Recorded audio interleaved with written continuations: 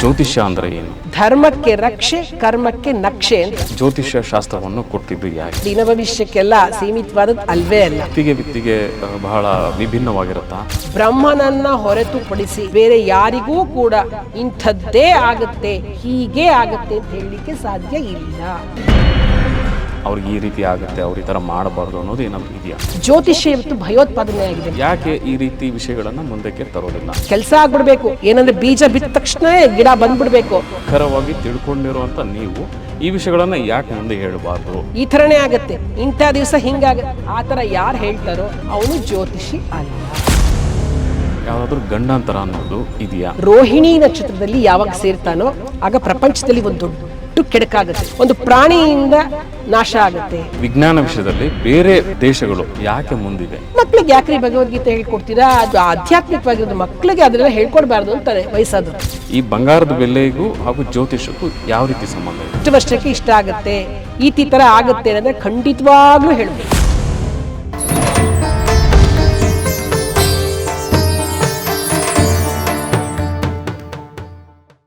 ನಮಸ್ಕಾರ. ಇವತ್ತಿನ ವಿಷಯ ಜ್ಯೋತಿಷ್ಯದ ಬಗ್ಗೆ ನಮ್ಮಲ್ಲಿ ತುಂಬ ತಪ್ಪು ಕಲ್ಪನೆಗಳಿವೆ. ಈ ತಪ್ಪು ಕಲ್ಪನೆಗಳನ್ನೆಲ್ಲ ನಾವು ಸರಿ ಮಾಡ್ಕೊಳ್ಳೋದಕ್ಕೆ ಇವತ್ತು ಒಬ್ಬ ಖ್ಯಾತ ಜ್ಯೋತಿಷಿಗಳು ನಮ್ಮ ಜೊತೆ ಇದ್ದಾರೆ. ನಮ್ಮೆಲ್ಲ ಪ್ರಶ್ನೆಗಳಿಗೆ ಅವರು ಉತ್ತರಿಸ್ತಾರೆ. ಅವ್ರು ಯಾರಂತೀರಾ? ಅವರೇ ಖ್ಯಾತ ಜ್ಯೋತಿಷಿಗಳಾದ ಅನಸೂಯ ಎಸ್ ರಾಜೀವ್ ಅವರು. ಮೇಡಮ್, ತಮಗೆ ಕಾರ್ಯಕ್ರಮಕ್ಕೆ ಸ್ವಾಗತ. ನಮಸ್ಕಾರ. ಮೇಡಮ್, ಜ್ಯೋತಿಷ್ಯ ಅನ್ನೋದು ನಾವು ಆಗಿನ ಕಾಲದಲ್ಲಿ ನೋಡಿದಾಗ ಅದು 64 ವಿದ್ಯೆಗಳಲ್ಲಿ ಒಂದು ಅಂತ ಹೇಳ್ತಾರೆ.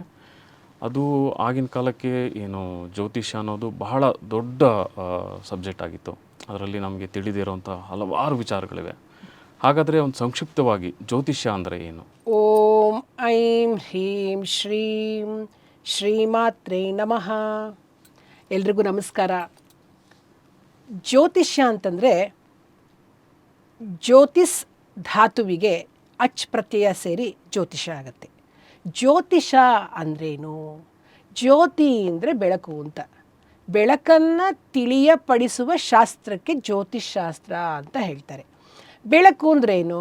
ನೋಡಿ, ನಾವು ಕತ್ತಲಲ್ಲಿದ್ವಿ ಅಂದರೆ ಅಜ್ಞಾನದಲ್ಲಿದ್ದೀವಿ, ನಮಗೆ ಜ್ಞಾನ ಇಲ್ಲ. ಆ ಜ್ಞಾನವನ್ನು, ಬೆಳಕೆಂಬ ಜ್ಞಾನವನ್ನು, ಜ್ಞಾನವೆಂಬ ಬೆಳಕನ್ನು ತಿಳಿಸಲ್ಪಡ್ತಕ್ಕಂತಹ ಶಾಸ್ತ್ರಕ್ಕೆ ಜ್ಯೋತಿಷ್ ಶಾಸ್ತ್ರ ಅಂತ ಕರೀತಾರೆ.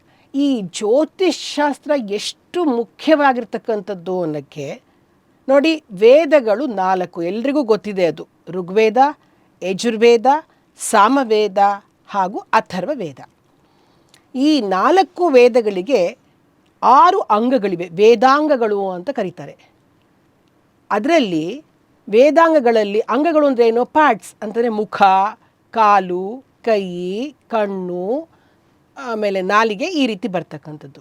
ಅದರಲ್ಲಿ ಶಿಕ್ಷಾ, ವ್ಯಾಕರಣ, ಛಂದಸ್ಸು, ಕಲ್ಪ, ನಿರುಕ್ತ, ಜ್ಯೋತಿಷ್ಯ, ಇದು 6 ವೇದಾಂಗಗಳು. ಆ ವೇದಾಂಗಗಳಲ್ಲಿ ಜ್ಯೋತಿಷ್ಯಕ್ಕೆ ವೇದದ ಕಣ್ಣು ಅಂತ ಕರೀತಾರೆ. ಹೇಗೆ ನಮ್ಮ ದೇಹದಲ್ಲಿ ನಯನವೇ ಪ್ರಧಾನವೋ ಹಾಗೆ ವೇದಾಂಗಗಳಲ್ಲಿ ಜ್ಯೋತಿಷ್ಯವೇ ಪ್ರಧಾನವಾಗಿರ್ತಕ್ಕಂಥದ್ದು. ಅಷ್ಟು ಮಹತ್ವವುಳ್ಳ ಶಾಸ್ತ್ರ ಜ್ಯೋತಿಷ್ ಶಾಸ್ತ್ರ. ಇದನ್ನು ಆ ಭಗವಂತ, ಯಾಕೆಂದರೆ ವೇದಗಳನ್ನು ಅದು ಬರೆದಿರ್ತಕ್ಕಂಥದ್ದು ಅಲ್ಲ, ಅದು ಭಗವಂತನ ಮುಖದಿಂದ ಬಂದಿರತಕ್ಕಂಥದ್ದು ವೇದಗಳು.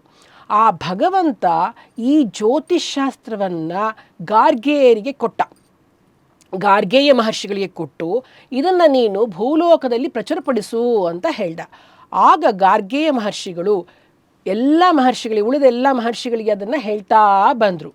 ಅದರಲ್ಲಿ ಪರಾಶರರು, ವರಾಹಮಿಹಿರರು ಹೀಗೆ ಬೆಳ್ಕೊಳ್ತಾ ಹೋಗುತ್ತೆ. ಈಗಿನ ರಾಮನ್ ತನಕನೂ ಜ್ಯೋತಿಷ್ಶಾಸ್ತ್ರಕ್ಕೆ ಅಪಾರವಾದ ಕೊಡುಗೆ ನಮಗೆ ಸಿಕ್ಕಿದೆ.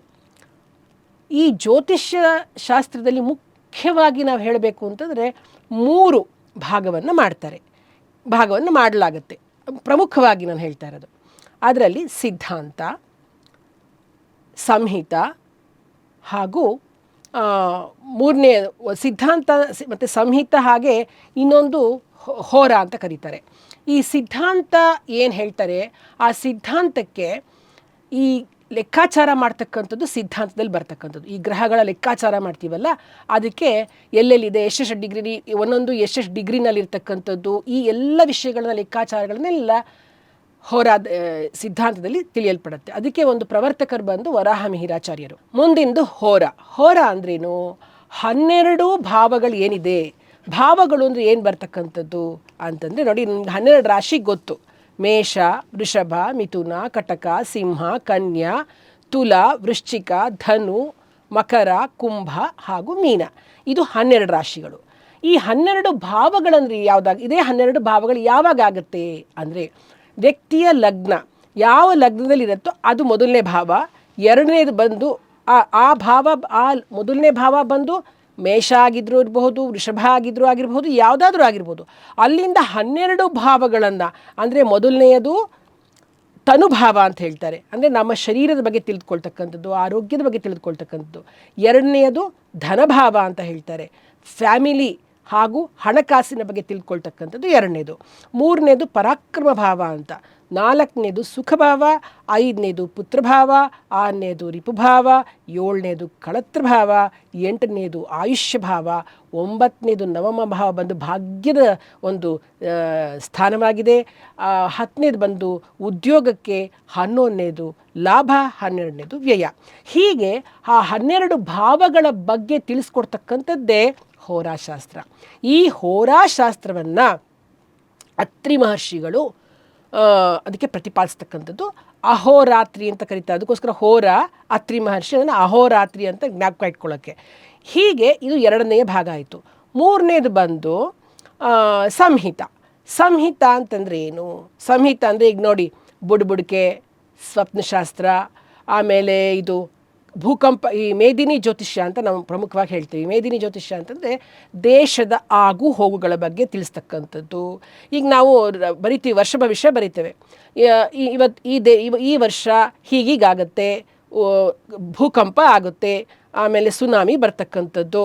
ಹೀಗೆ ಪ್ರಕೃತಿಯಲ್ಲಿ ಆಗ್ತಕ್ಕಂತಹ ವಿಕೋಪಗಳನ್ನೆಲ್ಲವನ್ನ ತಿಳಿಸ್ತಕ್ಕಂಥದ್ದು ನಮಗೆ ಈ ಒಂದು ಶಾಸ್ತ್ರದಲ್ಲಿ, ಮೇದಿನಿ ಜ್ಯೋತಿಷದಲ್ಲಿ ಸಿಗ್ತಕ್ಕಂಥದ್ದು.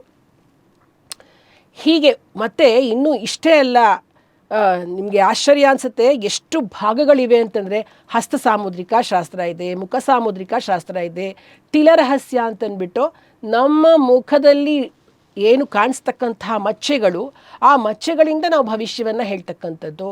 ಇನ್ನು ನಾವು ಕೂತ್ಕೊಂಡು ಎದ್ದು ನಾವು ಓಡಾಡೋದು ಎಲ್ಲ ನೋಡಿ ಅದರಿಂದ ಜ್ಯೋತಿಷ್ಯವನ್ನು ಹೇಳ್ತಕ್ಕಂಥದ್ದು ಒಂದು ಶಾಸ್ತ್ರ ಬರ್ತಕ್ಕಂಥದ್ದು. ಇನ್ನು ಅದನ್ನು ಬಾಡಿ ಲ್ಯಾಂಗ್ವೇಜ್ ಅಂತ ಕರೀತಾರೆ, ಅಥವಾ ಅಂಗ ಸಾಮುದ್ರಿಕ ಶಾಸ್ತ್ರ ಅಂತ ಕರೀತಾರೆ.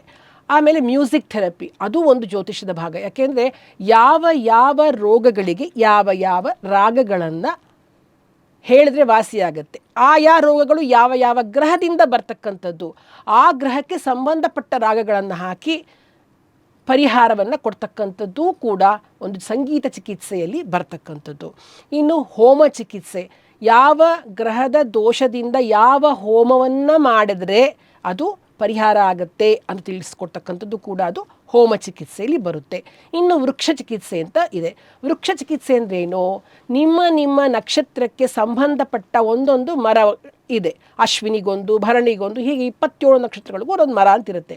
ನೀವೇನು ಮಾಡಬೇಕು, ಆಯಾ ನಕ್ಷತ್ರದವರು ಆಯಾ ಮರಗಳನ್ನು ಅವರ ಮನೆ ಮುಂದೆನೋ ಅಥವಾ ಅಂಗಳದಲ್ಲೋ ಬೆಳೆಸ್ತಾ ಬಂದು ದಿನ ಅದಕ್ಕೆ ನೀರು ಹಾಕ್ತಾ ಇದ್ದರೆ ಅವರಿಗೆ ದೋಷ ಪರಿಹಾರ, ಅವ್ರಿಗೆ ಅದು ಪೂರ್ತಿ ಪ್ರೊಟೆಕ್ಷನ್ ಕೊಡುತ್ತೆ. ಇದು ವೃಕ್ಷ ಚಿಕಿತ್ಸೆ. ಅಷ್ಟೇ ಅಲ್ಲದೆ ಧಾನ್ಯ ಚಿಕಿತ್ಸೆ, ಯಾವ ಯಾವ ಗ್ರಹಗಳಿಗೆ ಯಾವ ಯಾವ ಧಾನ್ಯ, ಫಾರ್ ಎಕ್ಸಾಂಪಲ್ ರವಿಗೆ ಗೋಧಿ, ಚಂದ್ರನಿಗೆ ಅಕ್ಕಿ, ಬುಧನಿಗೆ ಹೆಸರು, ಗುರುವಿಗೆ ಕಡಲೆಕಾಳು, ಶುಕ್ರನಿಗೆ ಅವರೆ, ರಾಹುವಿಗೆ ಉದ್ದು, ಹಾಗೆ ಕೇತುವಿಗೆ ಹುರುಳಿಕಾಳು, ಜೊತೆಗೆ ಶನಿ ಮರೆತುಬಿಟ್ಟೆ, ಶನಿಗೆ ಎಳ್ಳು. ಹೀಗೆ ನವಗ್ರಹಗಳಿಗೆ ಅವರದ್ದೇ ಆದ ಧಾನ್ಯಗಳಿವೆ. ಆ ಧಾನ್ಯಗಳನ್ನು ದಾನ ಮಾಡೋದ್ರಿಂದ, ಆ ಧಾನ್ಯಗಳನ್ನು ಹಸುವಿಗೆ ಕೊಡುವುದರಿಂದ ಆಯಾ ದಿನಗಳಲ್ಲಿ, ಉದಾಹರಣೆಗೆ ಅಕ್ಕಿಯನ್ನು ಸೋಮವಾರ ಹಸುವಿಗೆ ತಿನ್ನಿಸ್ತಕ್ಕಂಥದ್ದು, ಅಥವಾ ಅಕ್ಕಿಯನ್ನು ಸೋಮವಾರ ಒಬ್ಬ ಬ್ರಾಹ್ಮಣನಿಗೆ ದಾನ ಮಾಡ್ತಕ್ಕಂಥದ್ದು, ಈ ರೀತಿ ಮಾಡ್ತಾ ಬಂದರೆ ನಮಗೆ ದೋಷಗಳು ಪರಿಹಾರ ಆಗುತ್ತೆ. ಹೀಗೆ ಆ ಪರಿಹಾರವನ್ನು ಹೇಳ್ತಕ್ಕಂತಹದ್ದು ಭಾಳಷ್ಟು ಇದೆ. ಮತ್ತು ಇಷ್ಟೇ ಅಲ್ಲ, ನಿಮ್ಗೆ ಆಶ್ಚರ್ಯ ಅನಿಸುತ್ತೆ, ನಾವು ಉಸಿರಾಡ್ತೀವಿ ನೋಡಿ, ಮೂಗಿನ 2 ಹೊಳ್ಳೆಗಳಿವೆ. ಬಲಮೂಗಿನಿಂದ ಉಸಿರಾಡಿದ್ರೆ ಏನು ಸೂಚಿಸುತ್ತೆ, ಎಡಮೂಗಿನಿಂದ ಉಸಿರಾಡ್ತಕ್ಕಂಥದ್ದು ಏನನ್ನು ಸೂಚಿಸುತ್ತೆ, ಎಲ್ಲವೂ ಗ್ರಹಗಳಿಗೆ ಸಂಬಂಧಪಟ್ಟಿರ್ತಕ್ಕಂಥದ್ದು. ಬೆಳಗ್ಗೆ ಎದ್ದಾಗ ಯಾವ ಮೂಗಿನ ಹೊಳ್ಳೆಯಿಂದ ಉಸಿರಾಡ್ತಾ ಇದೀವಿ ಅವತ್ತು ಆ ದಿನ ಆ ರೀತಿ ಇರುತ್ತೆ. ಯಾವುದಾದ್ರೂ ಕೆಲಸಕ್ಕೆ ಹೋಗಬೇಕಾದ್ರೆ ಯಾವ ಮೂಗಿನ ಹೊಳ್ಳೆ ಬದಲಾಯಿಸ್ಕೋಬೇಕಾಗುತ್ತೆ. ಈಗ ಎಡ ಹೊಳ್ಳೆಯಿಂದ ನಾವು ಉಸಿರಾಡ್ತಿದ್ರೆ ಇಲ್ಲ ಈ ಕೆಲಸ ನಮ್ಗೆ ಸಕ್ಸಸ್ ಆಗಬೇಕು ಅಂದರೆ ನಾವು ಅದನ್ನು ಮೂಗಿನ ಹೊಳ್ಳೆಯಿಂದ ಉಸಿರಾಡ್ತಕ್ಕಂಥದ್ದು. ಈ ಥರ ಒಂದು ಸ್ವಲ್ಪ ಇಲ್ಲ ಜ್ಯೋತಿಷ್ಯ ಭಾಳ ವಾಸ್ಟ್ ಸಬ್ಜೆಕ್ಟು. ಇನ್ನು ಸ್ವರ ಜ್ಯೋತಿಷ್ಯದಲ್ಲೇ ಇನ್ನೊಂದು ಸ್ವರ ಅಂತಂದರೆ ನಾವು ಇಟ್ಕೊಳ್ಳೋ ಹೆಸರು ಮೇಲೂ ಕೂಡ ನೀವು ಅನ್ಬೋದು ಹೆಸರಲ್ಲಿ ಏನಿದೆ ಅಂತ. ಖಂಡಿತವಾಗ್ಲೂ ಹೆಸರಿನಲ್ಲಿ ಎಲ್ಲವೂ ಇದೆ ಅಂತಲೇ ಹೇಳ್ಬೋದು. ಕೆಲವರಿಗಂತೂ ನಕ್ಷತ್ರ ಏನೂ ಗೊತ್ತಿರೋದಿಲ್ಲ, ಹೆಸರಿಟ್ಬಿಟ್ಟಿರ್ತಾರೆ. ಆ ಹೆಸರಿನ ಮೊದಲನೆಯ ಅಕ್ಷರದ ಏನು ವೈಬ್ರೇಷನ್ ಕಂಪನಗಳೇನಿದೆ ಅದು ಆ ವ್ಯಕ್ತಿಯನ್ನು ಆಳ್ತಾ ಇರುತ್ತೆ. ಇಷ್ಟು ಅದು ಅಂದರೆ ಯಾವುದನ್ನೇ ಆದರೂ ಸರಿಯಾಗಿ ತಿಳಿದುಕೊಂಡು ಸರಿಯಾಗಿ ಮಾಡೋದ್ರಿಂದ ಜ್ಯೋತಿಷ್ಯದಲ್ಲಿ ನಿಮಗೆ 100% ರಿಸಲ್ಟ್ ಸಿಗುತ್ತೆ. ಇಷ್ಟು ದೊಡ್ಡದಾಗಿರ್ತಕ್ಕಂಥದ್ದು ಜ್ಯೋತಿಷ್ಯ ಶಾಸ್ತ್ರ.